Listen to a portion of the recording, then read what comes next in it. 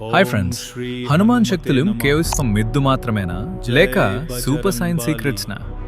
చిన్నప్పుడు హనుమాన్ సూర్యుడిని పండుగ భావించి తినేయాలని ప్రయత్నించాడు.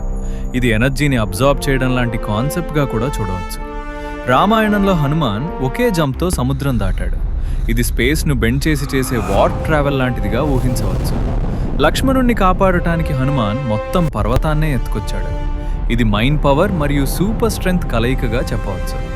అలాగే హనుమాన్ తన శరీరాన్ని చిన్నగా కూడా పెద్దగా కూడా మార్చగలిగాడు.